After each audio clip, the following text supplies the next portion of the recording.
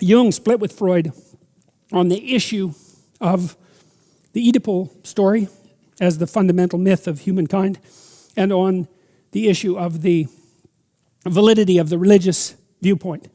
And Jung came down heavily on the side of the validity of the religious viewpoint.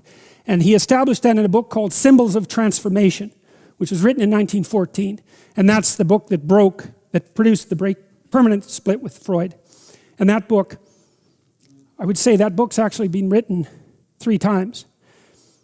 It was written as four times, written as Symbols of Transformation, which Jung extensively revised when he was old. And then it was rewritten, in a sense, by a student of Jung's called Erich Neumann, who's also someone I would really recommend. Erich Neumann, I think, is Jung's greatest student. And he wrote 2 books. He wrote one called The Origins and History of Consciousness, which is a description of the development of consciousness out of unconsciousness, using the hero myth as an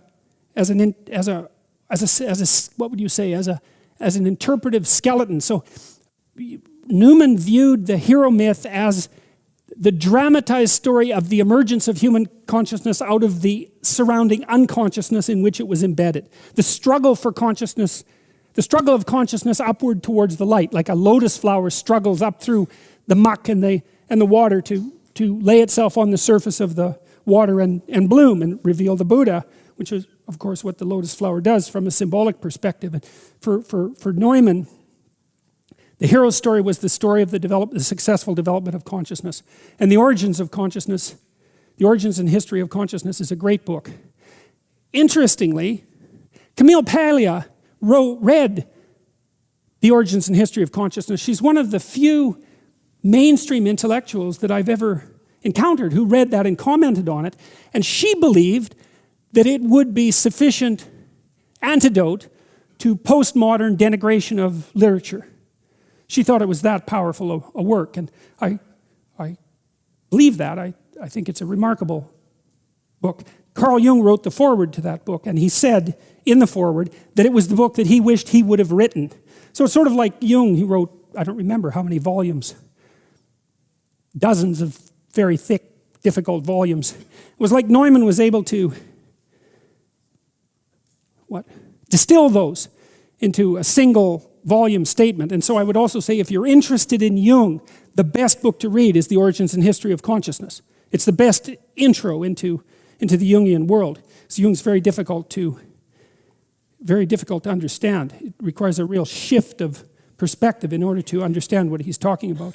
And Neumann wrote another book called The Great Mother, which is a little bit more specialized in some sense, but it's also extremely interesting because it fleshes out the archetype of chaos and its representation as feminine.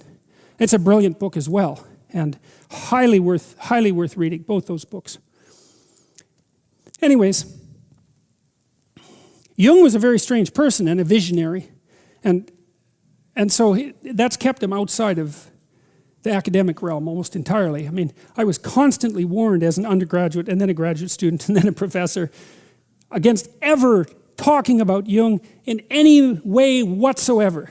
When I went on the job market, when I was at McGill, when I had graduated from McGill, I had done my scientific research on alcoholism, and I had a fairly lengthy publication record that was pure empirical research and really neurophysiological research into the pharmacology of alcoholism. And I'd established a reasonably solid dossier of publications, but at the same time I was writing this book that became Maps of Meaning, and so I'd split my time in graduate student school between these 2 endeavors, one very specifically neurological and pharmacological and really biologically based, and the other very abstract, religious, symbolic, psychoanalytic, the complete opposite. But I could see that the 2 things overlapped really nicely, and there was a number of scientists at the time that were also drawing the same conclusions, the same relationship between the biology and the psychoanalysis. Jacques Panksepp, who wrote a book called Affective Neuroscience, which is a great classic, is one of those people who saw the relationship between the neurobiology of emotion and motivation and the psychoanalytic insights. never became a mainstream view, but I think it's too complex. I think that bridging the gap between the biology and the symbolic is too much for people, generally speaking. You know, it was certainly virtually too much for me because I got quite ill when I was a graduate student, I think, for a variety of reasons. I also would go out and party 3 nights a week, and so that probably had something to do with it. But working on those two things simultaneously was